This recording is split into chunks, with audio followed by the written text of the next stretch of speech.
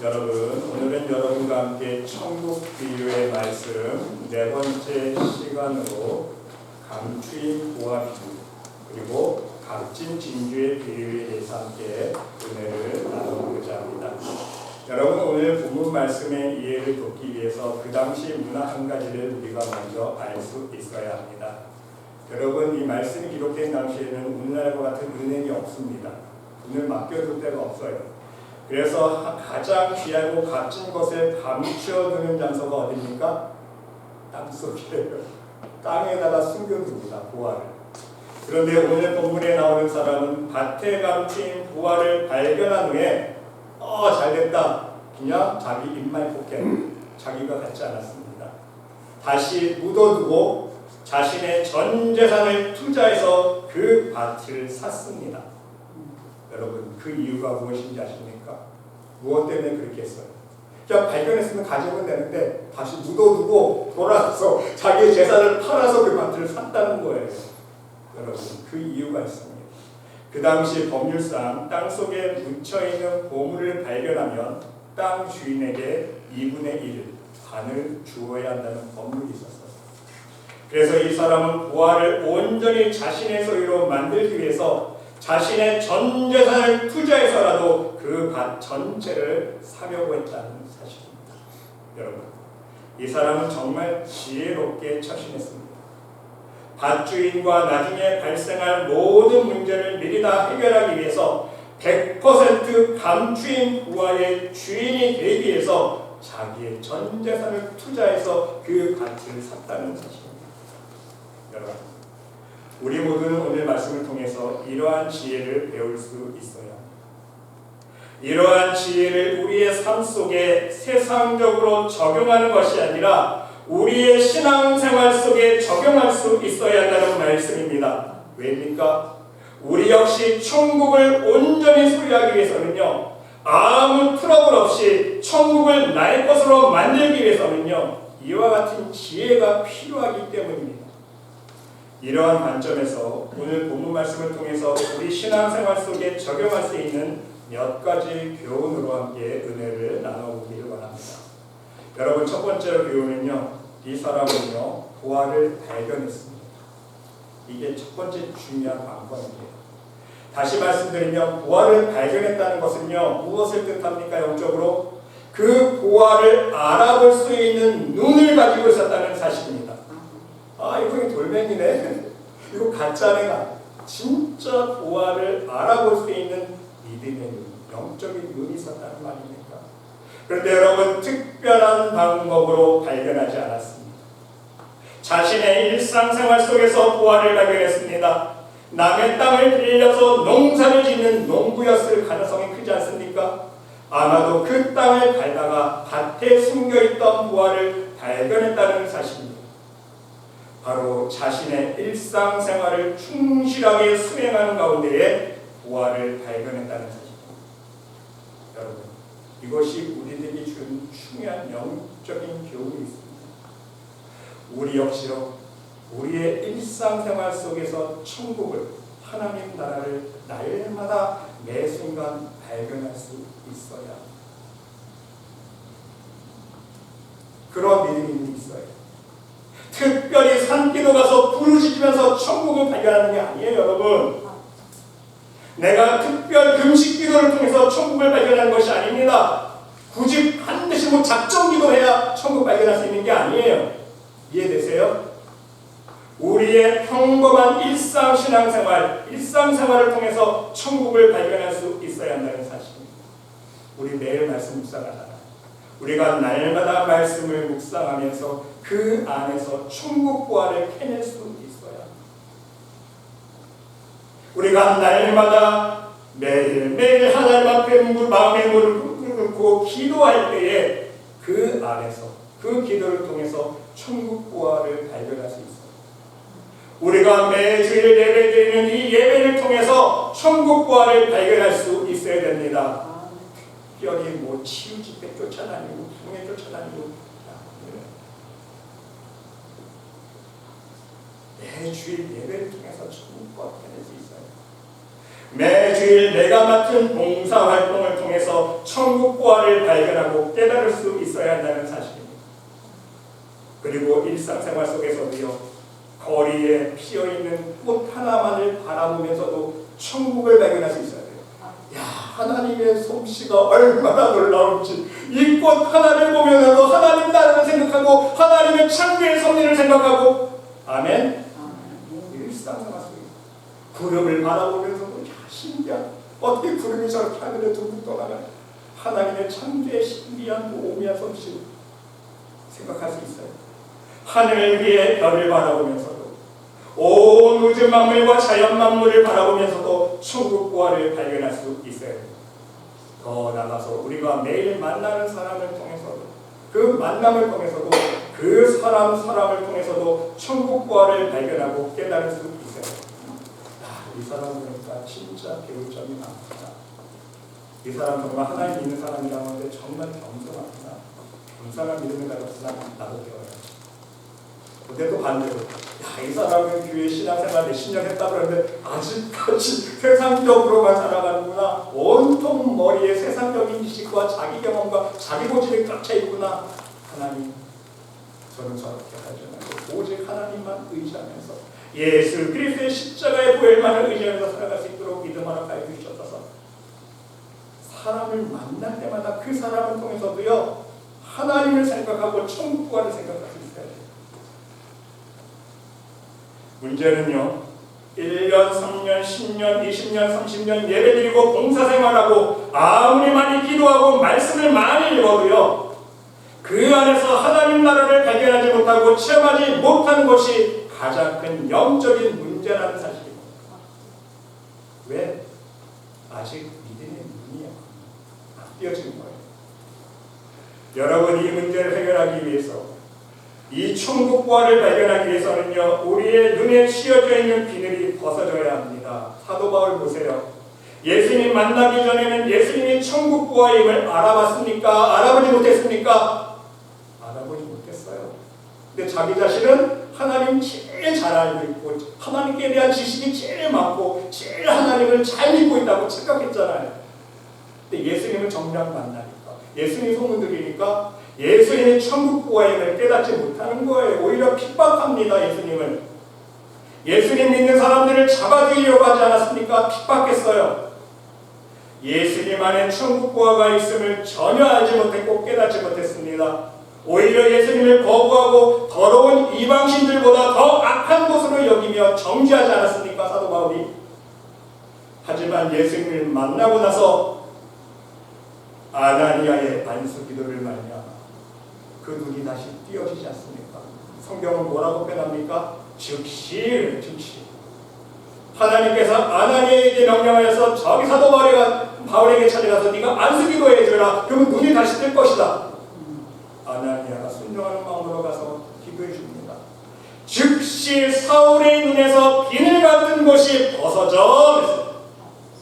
비늘 같은 것이 벗어지니까 다시 보게 된지라. 여기서 다시 보게 된다는 것은 뭐예요?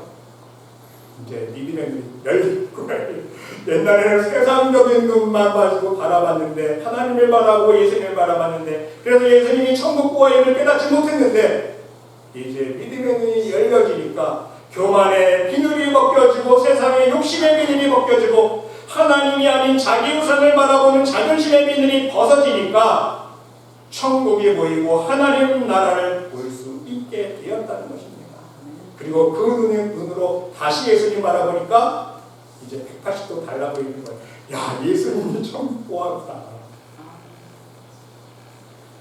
사랑하는 성도 여러분, 천국 보화를 발견하기 위해서는요, 여러분의 눈을 덮고 있는 교만의 비늘, 욕심의 비늘을, 세상 것만을 바라보는 육신의 정욕의 비늘, 미움의 비늘, 오해와 시기와 질투의 비늘들을 모두 벗어버릴 수 있으시기를 바랍니다.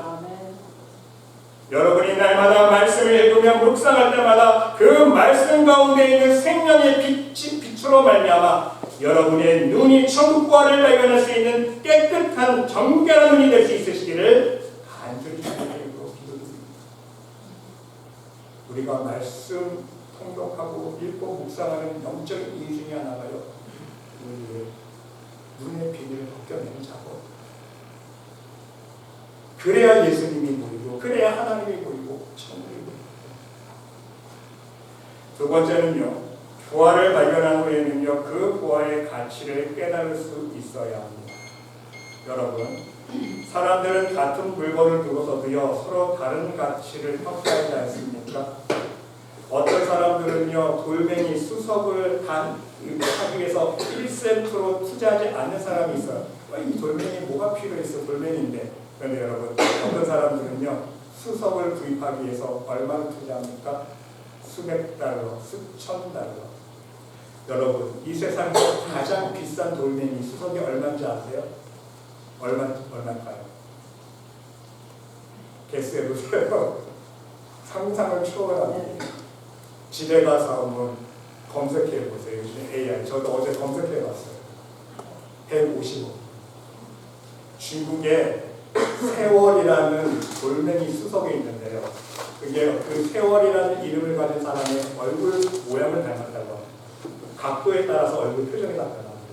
하도 신기해서 그게 판매되고 경매되다가 150억까지 올라갔어요. 150억이 들어갔어요. 돌멩이 하나. 그것도 사는 사람이 있어요, 여러분. 돌멩이를 구입하려고 150억을 투자하는 사람이 있습니다. 왜? 그 돌멩이의 가치를 두는 거예요. 자기의 삶의 가치관이. 그리고 여러분, 우리가 쉽게 일상생활 속에서 우리가 자동차 구입할 때 어떤 사람은요, 물론 경제력이 어려워서 중고차 하나 구입하기 위해서 자기 자동차 구입하기 위해서 한 10,000불 정도 투자하는 사람이 있습니다. 또 어떤 사람은 자동차 하나 살 때에 몇십만 불까지 투자하는 사람이 있어요. 어떤 사람은요, 자기 취미생활 혹은 자기 건강을 위해서 단 1불도 투자하지 않는 사람이 있는데, 어떤 사람은 자기 건강을 위해서라면요, 자기가 가진 모든 물질을 투자하는 거 아까워하지 않습니다. 건강만 할 수 있다면, 내가 오래 살 수 있다면 좋다는 고향은 다 사먹어요. 아무리 비싸도. 어떤 사람은요, 자녀 교육에 학원 하나 보내는 것으로 만족하는데, 어떤 사람은요, 그것도 고액과외를 3개, 4개를 해야 직성이 풀리는 사람들이 있습니다. 거기에 가치를 맡기기 때문에 투자한다. 여러분, 사람들은 각자가 생각하고 가치가 있다고 생각하는 것에 그 가치를 두고 있는 만큼의 물질과 마음과 정성을 투자합니다. 모든 사람이 다 그래요. 이처럼 여러분, 오늘날 기독교인들은요, 같은 하나님을 믿고 있지만, 같은 하나님 나라를 동경하고 그 하나님 나라를 구하고 있지만, 저마다 하나님 나라를 위해서 투자하는 정도와 생각하는 가치가 모두 다르다는 사실입니다. 이해가 되세요? 여러분은 어떠십니까? 하나님 나라를 위한 일에, 복음을 위한 일에 얼만큼 여러분 가치를 두고 여러분의 삶의 인생을 투자하고 계십니까? 어떤 사람은 봉사 하나면 됐지, 안 한 봉사 하나로 만족해. 어떤 사람은 하나님께 받은 내가 감사해서 내가 봉사 하나로는 안 되지, 내가 할 수 있는 거 다 해야지, 2개 해도 감사, 3개 해도 감사. 그리고 하나님이 할 때마다 하나님이 이기기에 내일보다 더 최우선순위를 두고 감사한 마음, 기쁜 마음으로 정성스럽게 하지 않습니까? 어떤 사람은 대충 자기보다 못합니다. 그만큼 가치를 적게 두고 많이 두고 그 차이입니다. 말씀과 기도 생활할 때에도 받은 은혜가 많은 사람은, 하나님의 은혜를 갈망하는 사람은요, 10분, 1시간, 2시간 시간에 개의치 않고 말씀 보고 기도합니다. 어떤 사람은요, 딱 시간 정해놓고 5분, 10분 됐어, 이제 그만, 더 이상 안 해, 아 힘들어, 아 귀찮아. 예배를 드릴 때도 마찬가지입니다. 하나님 나라를 위해서 내가 받은 은혜를 생각할 때 내가 뭐 할 수 있는 게 없을까? 내가 가진 것 중에서 가장 과부가 드린 두렵도처럼 감사한 마음으로 드리는 영혼이, 아무리 많은 것을 드려도요, 인색한 마음으로 억지로 드리는 사람이 있습니다. 오늘 본문 말씀 속에 나오는 사람은 어땠습니까? 부활을 발견한 후에 그 값어치를 얼마큼 평가했습니까? 부활을 발견했을 때 자기 전 재산을, 소유를 다 팔 만큼 가치를 두었다. 그러니까 묻어두고 자기 전 재산 다 팔아서 그 밭을 사잖아요. 밭을 샀다는 건 뭐예요? 그 밭 안에 감춰있는 부활의 값어치를 그만큼 알아보았다는 거예요. 왜? 내 가진 재산을 다 팔아도 이거 내가 얻으면 가지면 수십 배, 수백 배의 가치가 있다는 걸 알았기 때문에. 그러므로 여러분, 우리는 오늘 우리가 신앙생활하면서 왜 우리가 심는 작업을 그렇게 인색하게 할 수밖에 없는지, 무엇 때문에 심는 작업을 온전히 실천하지 못하는지 그 영적인 이유를 깨달을 수 있어야 합니다. 답은 무엇입니까? 바로 천국의 가치를 깨닫지 못하기 때문입니다. 다시 말씀드리면 내가 천국의 가치를 깨달은 만큼만 심는 작업을 할 수 있다는 사실이에요. 내가 깨달은 만큼만 하나님 나라를 위해서 투자할 수 있다는 사실입니다. 그게 사실이에요. 마음 아픈 현실이지만 여러분, 모든 인간은 영적인 소년입니다. 저와 여러분도 마찬가지입니다. 진정한 부활을 알아보는 눈이 없기 때문입니다. 여러분, 한 가지 예화를 말씀드리면 어떤 한 아이가 장난감 보석 세트를 가지고 있었습니다. 여자아이인데 아빠가 사준 거예요. 플라스틱으로 만든 보석 세트예요. 정말 빛도 화려하게 되는 이만큼, 알이 이만합니다. 커요. 그걸 날마다 이 아이는요, 이 플라스틱으로 만든 보석을 가지고 재미있게 놀습니다. 그리고 되게 중요하게 생각해요. 그런데 하루는요, 아빠가 진짜 다이아몬드 반지 하나를 가져와서, 진짜 다이아몬드 조그맣잖아요. 조그맣잖아요. 그거 하나 가지고 보여주면서, 이 다이아 반지 내가 너에게 줄 테니까 이 보석 상자 나 바꿀래? 그러니까 이 딸이 어떻게 했습니까? 이 제안에. 이 아이는 어떤 결정을 내리겠습니까? 이 아이는요, 절대로 바꾸지 않습니다. 못 바꿉니다. 그 이유가 무엇입니까? 당장 이 아이에게는요, 장난감 보석이 더 값지고 소중하기 때문입니다. 더 커 보이고 더 화려해 보입니다. 그 아이의 눈에는요, 더 값비싸게 보입니다. 아빠가 가지고 뭐 여러분한테 자기가 가지고 빼봤거든요. 더 값지게 보이는 거예요. 여러분, 우리도 이와 같습니다. 하나님은 천국이라는 보화를 우리들에게 주시기 위해서 예수님이라는 값진 보화, 값진 진리를 보내주셨습니다. 그리고 그 값진 천국 보화를 줄 테니까 너 나와 좀 맞바꿀래? 너의 시간도 좀 나와 맞바꾸고, 네가 가진 물질도 좀 맞바꾸고, 네가 가진 자동차, 너 집, 너 금목걸이, 네가 소중히 여기 있는 그거 좀 바꿀래? 값진 보화인 예수님을 사랑하고 따르라고, 좁은 길 걸으라고 하나님께서 딜하시는 거예요. 더 좋은 거 주시기 위해서. 그런데 실제 저와 여러분의 반응은 어떻습니까? 아마도 하나님의 제안에 흔쾌히 예스 한 사람 없을 거예요. 갈등이 생깁니다. 고민이 생깁니다. 당장 내가 가진 물질, 내 지식과 세상에서의 내가 누렸던 모든 쾌락들, 오락들, 하나님보다 더욱 나를 기쁘게 하고 만족을 주기 때문인 거예요. 하나님께서 주시겠다는 천국과는요, 실제로 지금 내 손에 안 잡히거든요. 안 보이거든요. 왜? 믿음의 눈이 안 열렸기 때문에. 시시해 보이거든요. 당장 내 손 안에 있는 돈이 나를 먹여 살릴 수 있다고 믿거든요. 돈이 최고거든요. 돈만 있으면 뭐든지 다 살 수 있고, 돈만 있으면 내가 모든 거 다 누릴 수 있고, 가질 수 있고, 소유할 수 있고, 내 자식들도 다 잘해줄 수 있고. 안 바꿉니다, 여러분. 그게 우리의 현실의 문제예요. 저도 마찬가지입니다. 부자 청년의 비유를 우리는요, 쉽게 간과하지 않아야 합니다. 부자 청년 보세요. 그것이 바로 나의 문제요, 여러분의 문제 아닙니까? 나의 신앙생활하는 가운데 아무리 율법을 다 지키고 행했어도, 내가 아무리 평생 예배드리고 열심히 기도하고 봉사했어도 천국의 영생과 하나님 나라에서의 상급을 줄 테니 너의 재산을 다 팔아서 가난한 자들에게 나누어주고 나를 따르라. 예수님께서 지금 여러분 각자 개인에게 말씀해 주신다면 여러분 어떻게 하시겠어요? 솔직히 말씀드리면 정말 곤란하고 난처한 상황 아닙니까? 그렇지 않으세요, 여러분? 전 그럴 것 같아요. 장 목사야, 내가 천국에 보이도 줄 테니까 네가 가지고 있는 거 다 팔아서 지금 선교에서 헌금해. 손 떨리지 않습니까? 솔직히 여러분, 어찌 보면 근시하면서 돌아서는 부자 청년의 모습이 부자 청년의 모습만이 아니에요. 나의 모습이고 여러분의 모습입니다. 그리고 더 나아가서 오늘날 신앙생활하고 있는 모든 신앙인의 모습이라는 사실입니다. 안 바꿉니다. 절대로 안 바꿔요. 자기 손에 쥐고 있는 이 세상의 보화를요, 천국 보화와 바꾸자고 하나님이 아무리 드려도요, 안 바꿉니다.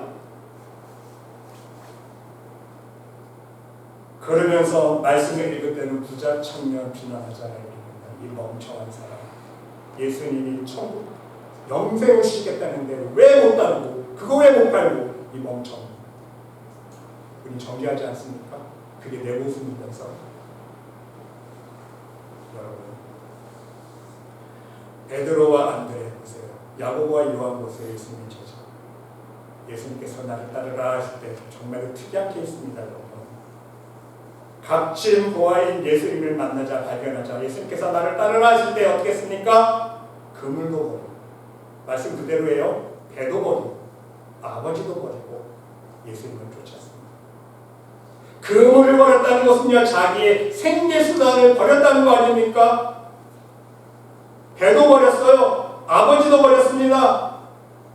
그리고 예수님 따랐어요. 정말 대단한 결단과 각오가 없이는 할 수 없는 일입니다. 그만큼 예수님의 말씀하신 그 말씀을, 그 진리의 말씀을 믿었던 거예요. 내가 예수님 따르면 내가 버렸지만 하나님께서 다 돌을 씌워주시고 천국의 보화를 주시겠지.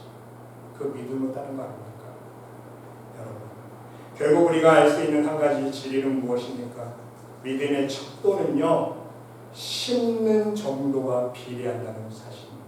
우리가 지금까지 천국 비유 말씀을 계속 나눴지만 심는 게 중요하지 않습니까? 심는 작업, 믿음의 비례해서 심을 수밖에 없는 거예요.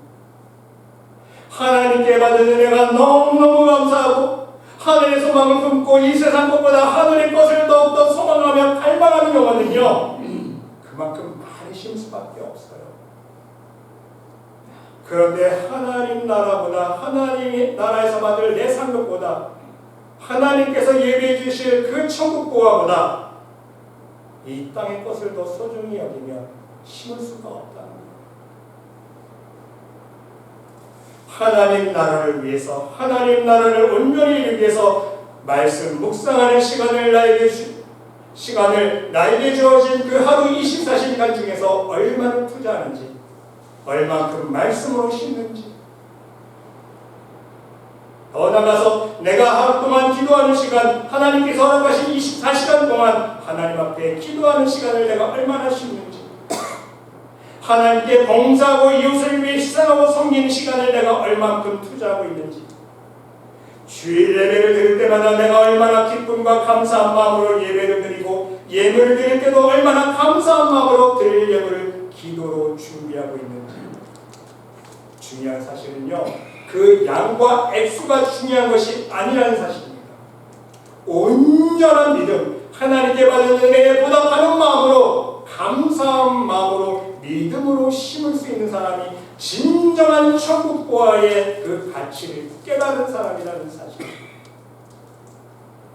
더 나아가서 나의 일상생활 속에서 말씀대로 순종하는 그 심는 정도를 보면 그 사람이 깨달은 보화의 가치의 정도를 알 수 있다는 사실입니다.